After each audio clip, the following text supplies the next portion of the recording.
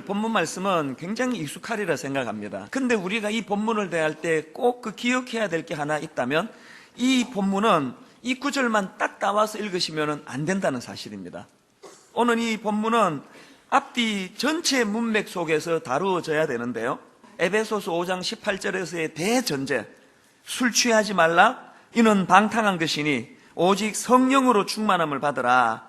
우리가 지금 무엇의 영향력 아래 놓여 있고 또 누구를 의지하며 살아가느냐의 문제다, 그 말씀을 드렸습니다. 그 다음 19절부터 21절까지 이런 삶을 사는 사람에게서 나타나는 삶의 특징이 열거되는데, 한번 보시기 바랍니다. 시와 찬송과 신령한 노래들로 서로 화답하며 너희의 마음으로 주께 노래하며 찬송하며 범사의 우리 주 예수 그리스도의 이름으로 항상 아버지 하나님께 감사하며 그리스도를 경외함으로 피차 복종하라. 여기 보니까 이 하나님의 영향력 아래 놓인 사람들의 삶의 정황이 두 가지로 설명되는데, 하나는 내적입니다. 내적으로 기쁨이 있어요. 감사가 있습니다. 찬양이 있는 삶입니다.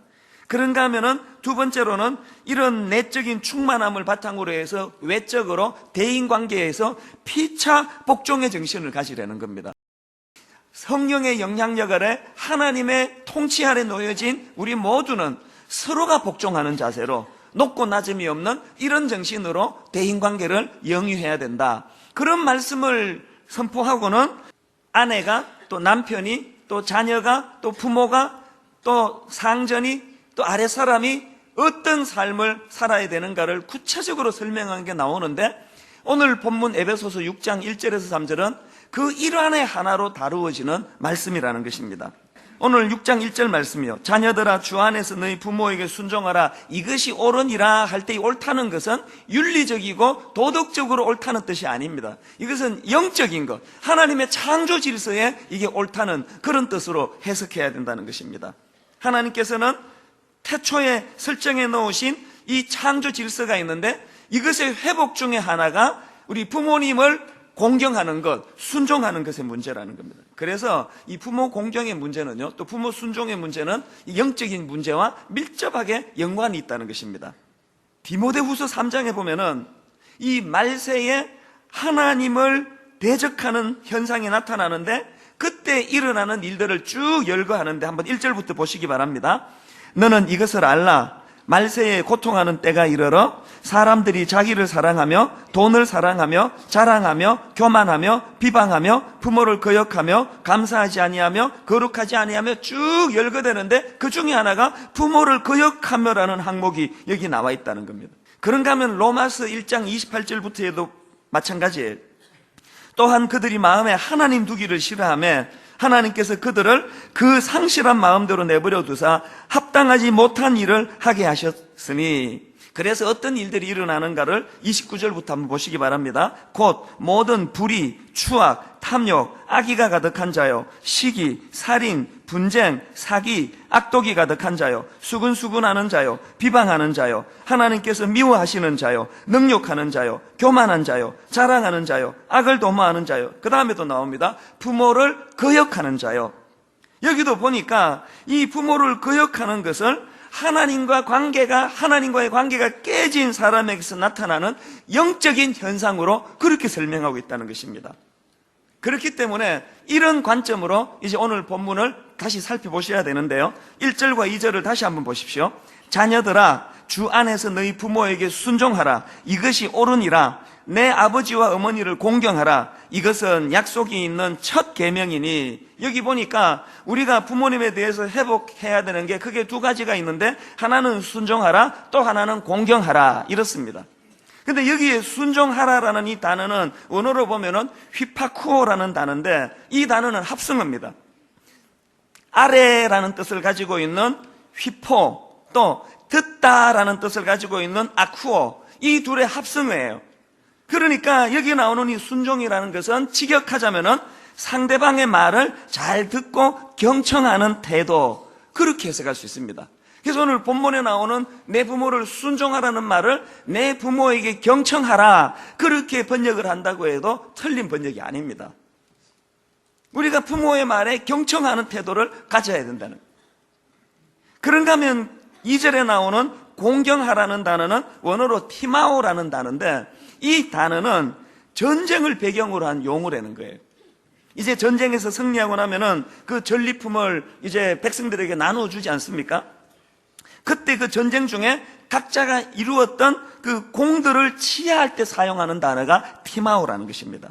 자, 이런 배경으로 이 단어를 살펴보면은 2절에 나오는 공경하라는 단어는 직역하면 가치를 인정해 주어라, 혹은 합당한 값을 책정하여 돌려주어라, 이렇게 그 단어 풀이를 할 수 있고, 이것이 오늘 본문에서는 부모라는 존재의 가치를 인정해 드려라, 이런 의미를 가지고 있습니다. 그러니까 1절에 나오는 이 순종하라는 것은 우리가 부모를 향한 겉으로 드러나는 외적인 태도, 그분의 말씀에 경청하고 귀를 기울이는 외적인 태도를 말한다면, 두 번째 나오는 공경하라는 것은 부모를 대하는 우리 마음의 태도, 내적인 태도를 설명하는 단어이다, 이렇게 말씀드릴 수가 있겠습니다.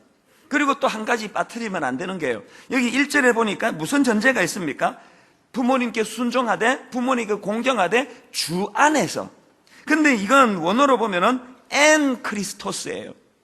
이 엔이라는 전치사는 무엇 때문에라는 뜻을 가지고 있습니다. 그러니까 우리 말처럼 주 안에서라고 번역하기보다는 주님 때문에로 번역하는 게 더 원문에 가깝습니다. 그러면 하나님께서는 왜 우리에게 가정이라는 울타리를 허락해 주시고 또 이 부모님이라는 그 존재감을 이처럼 중요하게 각인시키기를 원하시는가? 대답은 간단합니다. 기본적으로 우리 인간은 누군가가 붙잡아 주지 않으면 안 되는 약한 존재예요. 어린 시절에는 말할 필요가 없고, 장성에서도 우리는 누군가가 붙잡아 주는 그런 역할을 해줘야지만 정상적으로 살 수 있는 존재라는 것입니다. 그 히랍 신화에 이런 그 이야기가 있답니다. 선원들이 이제 배를 타고 이렇게 항해를 하면 어느 지점에 이르면 너무나 감미로운, 그렇게 사람의 그냥 혼을 쏙 빼놓는 아름다운 노래소리가 들리는데, 거기에 이제 그 취해가지고 정신없이 따라가다가 배가 파선을 당하고 그런 일이 일어난다는 거예요. 그래서 어떤 선원이 너무 두려운 거예요. 그래서 이제 그 항해하는 가운데 그런 일을 만날 때 자기가 살아나기 위해서 뭘 부탁하는가 하면은 자기를 그 기둥에다가 묶어달라고 요청합니다. 그래서 이제 그 기둥에다가 이제 몸이 묶였는데, 아니나 다를까 그 지점을 지나가는데 너무나 감미로운 아름다운 그 노래소리가 들리는데, 그 노래소리가 들려지니까 이 선원이 거의 발작하는 거예요. 너무나 그 노래소리에 혼미해졌는데 다행히 몸이 거기에 지금 묶여있기 때문에, 기둥에 묶여있기 때문에 무사히 넘어가게 됐다는 것입니다. 그러면서 하는 이야기가, 이렇게 우리 인간들에게는 외부에 엄청난 유혹이 있고 그 유혹에 격렬히 반응하는 우리 내부의 죄성을 가진 육체가 있다는 거예요. 그렇기 때문에 그때 그 혼미할 때에 우리를 붙잡아 메워줄 기둥이 필요한데, 이 기둥 역할이 바로 부모라는 것입니다. 오늘 우리 시대는 영적으로 정말로 혼미한 시대예요. 오늘 우리 시대는 가정 해체가 지금 격렬히 공격당하고 있는 그런 시대입니다. 저는 이게 더도 덜도 아니고 사사기에서 두 번이나 언급되던 그 말씀이요, 그때는 이스라엘에 왕이 없었으므로 사람마다 자기 소견에 옳은 대로 행하였더라. 오늘 우리 시대는 사사기 시대예요. 오늘 우리 이 시대를 포스트 모던 시대라 그러지 않습니까? 포스트 모던 그러는데요, 포스트 모던 시대는 크게 두 가지 특징이 있습니다. 하나는 탈권위주의예요. 기존의 모든 권위는 다 무너져야 된다 생각합니다. 그 현상이 지금 여러분 나타나잖아요. 인터넷을 보면은 이 아이들에게 있어서 이제 어른이라고 하는 그 자체가 권위가 아니에요. 우습게 알아요. 아주 유치하게 생각해요. 구닥다리라 생각해요. 지금은요, 선생님의 권위 자체가 없습니다. 권위 자체가 없습니다. 이게 포스트 모던 시대의 특징이에요. 지금 모든 권위는 지금 해체당하고 있는 중이에요. 그런가 하면 포스트 모던 시대의 또 다른 특징이 뭐냐 하면 상대주의예요. 절대적인 건 없다는 거예요. 여러분, 이 두 가지가 합쳐지면 이 포스트 모던 시대가 겨냥하는 타겟은 하나님이라는 것을 삼척 동자도 알아요. 절대 권위는 없다. 또 절대주의는 없다. 다 상대주의다. 절대 진리란 거 없다. 왜 하나님이 한 명밖에 없어야 되느냐? 모든 게 다 하나님이다. 나도 하나님 될 수 있다. 오늘 이 시대는 사사시대예요.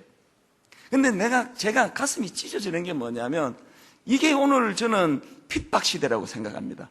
어떤 시대보다도 핍박시대예요. 그런데 여러분, 저 같은 목회자들이 이런 상황을 분석하고 책 잡히지 않으려고 조심조심 살얼음판을 걷듯이 갔어야 되는데, 이런 이 시대 조류를 방관하고 얼마나 함부로 행동하고 쉽게 행동해가지고 권위가 지금 다 짓밟혀버렸잖아요.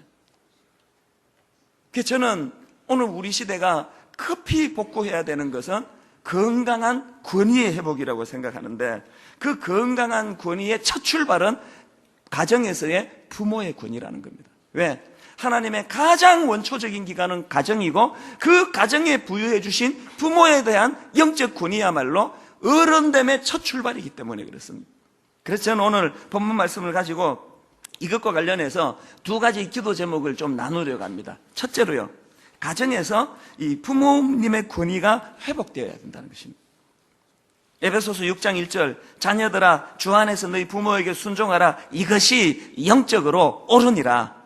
2절에 내 아버지와 어머니를 공경하라. 왜? 그것은 약속이 있는 첫 계명이니 영적인 문제라는 것입니다. 사실 이 말씀을 들으시는 대부분의 분들이 이중적이잖아요. 한편 내가 자식이면서 한편 내가 부모가 되는 이중적인 구조 속에 살아간다면, 여기서 우리는 두 가지 노력을 동시에 기울여야 됩니다. 한편으로는 우리가 자녀로서 부모님의 권위를 복귀시켜 드려야 돼요. 잠언 23장 22절에 보니까 이런 말씀이 있습니다. 너 낳은 아비에게 청종하고 내 늙은 어미를 경히 여기지 말지니라. 쉬운 성경이 이렇게 번역합니다. 너를 낳은 아버지에게 순종하고 내 어머니가 나이 들어도 무시하지 마라. 무슨 뜻입니까? 겉으로 보여지는 그 무엇을 가지고 부모를 공경할지 말지 판단하면 안 된다는 이야기예요. 아까 제가 전제로 설명해 드린 게 뭐였습니까? 주 안에서. 이게 원어로 뭐라고요? 주님 때문에예요. 우리 어머니가 너무나 도덕적이기 때문에, 우리 어머니가 나에게 너무나 해준 게 많기 때문에 그 고마운 마음으로 하는 게 효도가 아니고, 그분이 어떠한과 상관없이 그건 그분과 하나님의 문제예요. 하나님이 그것을 명하셨기 때문에 주님 때문에 부모님의 권위를 인정해 드려야 된다는 거예요. 그런가 하면은요, 또 다른 한편으로 우리가 부모로서 자녀들에게 부모로서의 권위를 회복시켜야 돼. 이게 우리 다 뺏겼습니다. 오늘날 아버지 부재의 시대라고 이야기합니다. 이 책임의 절반은 아내들, 어머니들에게 있습니다. 우리 어머니들이 아이들 앞에서 부모의 권위를 거의 자기가 남편을 무시하니까. 그리고 더 많은 책임은 우리 당사자들에게 있습니다. 이 권위를 회복해야 돼요. 왜? 누구 탓으로 돌리건 간에 부모의 권위가 추락이 되면 그 불행한 결과는 자녀들이 당하게 되는 거예요. 지금 여러분, 이 세상은요, 아침에 학교 갈 때마다 영적으로 아이들을 묶어주는 일을 해야 돼요. 단 하루도 그냥 보내시면 안 돼요. 이 아이들이 등교하는데, 하교하는데, 수업 시간에, 인터넷에, 문자에, 핸드폰에 너무나 감미롭게 들려지는, 그러나 거기에 치명적인 독이 들어있는 유령의 소리가 들려지는 시대예요. 부모의 권위를 가지고 아이들을 묶어줘야 되는 일을 해야 되는데, 이 대학 입시라가는 무서운 괴물단체 때문에 우리가 그냥 든든한 기둥이 되기는 그냥 우리도 지금 놀아나고 있는 꼴 아닙니까? 가정의 권위가 서울대학교 전교 1등, 이것으로 말미암아 이 아이의 권위가 다 무너지게 될 때, 여러분, 그 아이는 앞으로 어떻게 살아야 됩니까? 이 권위가 복구가 돼야 된다는. 저는 로마서 13장 1절 말씀 때문에 시험에 들었던 사람이에요. 로마서 13장 1절에 무슨 말씀이 있길래 각 사람은 위에 있는 권세들에게 복종하라. 권세는 하나님으로부터 나지 않음이 없나니 모든 권세는 다 하나님께서 정하신 바라. 그래서 제가 깨달은 게 뭐냐면요, 이 로마서 13장 1절이 갈등을 유발시키는 시대는 나쁜 시대예요. 이 로마서 13장 1절이 갈등을 유발시키는 교회는 나쁜 교회예요. 로마서 13장 1절이 너무나 승복이 되고 너무나 순복할 수 있는 교회는 건강한 교회예요. 제가 우리 교역자들에게 갈등을 유발시키고 로마서 13장 1절이 혼란을 유발시키는 지도자가 되지 않기 원합니다. 온전히 우리 교역자들이 저를 신뢰하고 순복할 수 있는 그런 종이 되면 얼마나 좋을까? 이게 여러분 가정의 부모의 리더십이 되시기를 바랍니다. 여러분의 자녀들이 아버지의 권위, 어머니의 권위 앞에 기꺼이 기둥에 몸을 묶임당할 수 있는 자발적인 순종이 부모의 권위가 회복됨으로 일어나게 되시기를 바랍니다. 그런가 하면 두 번째로 기도 제목이 뭘까요? 우리 가정에서 이렇게 창조 질서 회복이 행복이 된다는 것을 경험했으면 좋겠습니다. 부모의 권위가 회복되는 것이 이게 얼마나 기쁨인가를 누렸으면 좋겠습니다. 우리가 부모의 권위를 인정해드리고 세워드리면 어떤 일이 일어날까요? 3절에 그 결과가 이렇게 나옵니다. 이로써 내가 잘되고 땅에서 장수하리라. 우리가 대표적으로 오해하고 있는 구절이에요. 여기 두 가지 약속을 해주시는데, 첫째로 여기 나오는 이 잘되다 하는 단어는 원어로 유라는 단어예요. 이 단어는요, 좋다, 행복하다, 또 번성하다, 이런 뜻을 가지고 있습니다. 3절에 있는 이 말씀을 오해해가지고요, 내가 잘되고 땅에서 장수하리라, 그래서 자꾸 이제 우리가 효도하면 100살까지 산다. 그게 잘못된 해석이에요. 그게 왜 이런 오해가 나오는가 하니까 우리말 성경에서 번역 하나를 빠뜨려서 그렇습니다. 원어로 보면은 이 3절에 땅에서라는 단어 앞에 이 그라고 하는 관사가 하나 더 붙어 있습니다. 그러니까 이 땅이 아니고 그 땅이에요. 우리가 부모에게 효도할 때, 우리가 부모님 말씀에 경청하고 부모님의 존재감을 인정해 드릴 때 여기서 100살까지 사는 게 아니고 이 땅에서 그 나라를 꿈꿀 수 있게 된다는 거예요. 그 나라를 소망할 수 있게 된다는 거예요. 우리 가정 안에서 창조 질서가 회복됨으로 말미암아 부모의 영적인 권위, 육적인 권위가 복구되고 나면 그 가정 안에서 천국이 이루어지고, 그런 가정을 영위하는 사람들은 그 땅을 소망하게 된다는 이야기예요. 저희 어머니는 미국에 계시기 때문에 제가 할 수 있는 한 매일 아침마다 문안 전화를 드리기를 원합니다. 어느 날이에요. 어머니께 제가 전화를 드렸는데 뭐 그게 뉴스인지 신문인지 뭘 보셨나 봐요. 대뜸 하시는 말씀이, 야, 내가 너무 오래 사는 것 같다. 내가 그 뉴스를 보니까 수명의 우리나라 평균 수명이 있는데 내가 그것보다 훨씬 많이 살았다. 이제 구순을 바라보시니까요. 그러면서 하시는 말씀이, 내가 너무 오래 사는 것 같다. 이대로 그냥 죽으면 좋은데, 하나님이 불러가 주시면 좋은데, 그런 말씀을 하세요. 그래서 제가 전화로, 에이, 또 왜 그러세요? 그렇게 생각하지 마시고, 누가 뭐 몇 살 사는 게 중요한 게 아니고, 하나님께서 어머니에게 부여해 주신 그거 있는데 그렇게 생각하지 마시라고. 그러고 전화를 끊었습니다. 그리고는 다 잊어졌어요. 다 잊었습니다. 제가 어딘가를 향해 이렇게 길을 걸어가고 있는데 갑자기 그 전화했던 기억이 떠올랐는데 제가 얼마나 울었어요. 왜 운지 아세요? 생각해 보니까요, 우리 어머니 자신을 위해서라면, 당신을 위해서라면 빨리 적각불이 흐르는 그 나라로 가시는 게 유익하겠더라고요. 구순을 바라보시며 거동이 자유롭습니까? 차 운전을 할 수 있습니까? 그냥 모든 것이 다 불편하고 어려운 그런 육신을 갖고 사시는데, 어머니 말씀이 맞다. 그 다음에 제가 왜 운지 아세요? 근데 어머니, 저를 위해서도 살아주시면 안 될까요?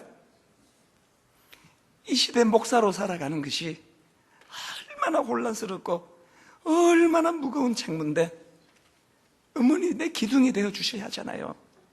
나를 묶어주셔서 오늘도 하나님 앞에 기도해 주시고, 그래서 어머니는 너무 힘드셔도 좀 참고 더 오래 살아주시면 안 될까요? 오늘 여기 예배 드리는 우리 연로하신 부모님들께 부탁합니다. 여러분 힘드시잖아요. 몸은 노쇠해지고 전부 젊은 것들 위주로 돌아가가지고 소외감을 느끼고, 이 너무 권위가 해체되는 시대에 어른으로 살아가는 것이 때때로 너무 힘든다 할지라도 여러분 오래 살아주시겠습니까? 우리 교회의 기둥이 되어 주시겠습니까? 젊은 목사가 목회할 때 엉뚱한 짓 하지 못하도록 묶어두시는 역할을 여러분이 해주신다면 그것이 여러분의 사명인 줄로 믿습니다.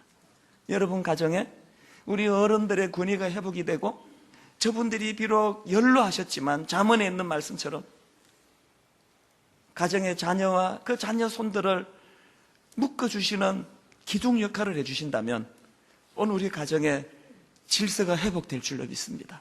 오늘 두 가지 놓고 기도할 때 하나님, 부모님이 가진 그 무엇으로서가 아니라 부모님 존재 자체가 하나님이 부여해 주시고 명령하신 존경의 대상이요 섬김의 대상임을 잊고 있었습니다.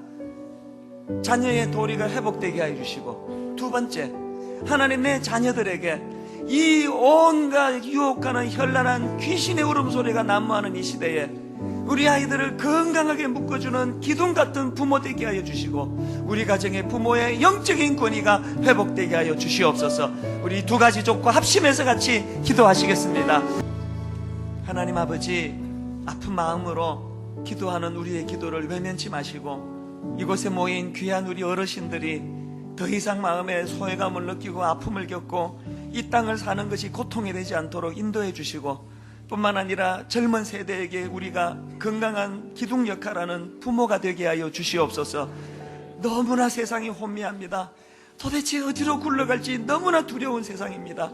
교회는 힘을 잃어버리고 무기력한 이런 절망적인 시대에 주님 창조 질서가 회복이 되되 가정에서부터 일어나게 하여 주시옵소서.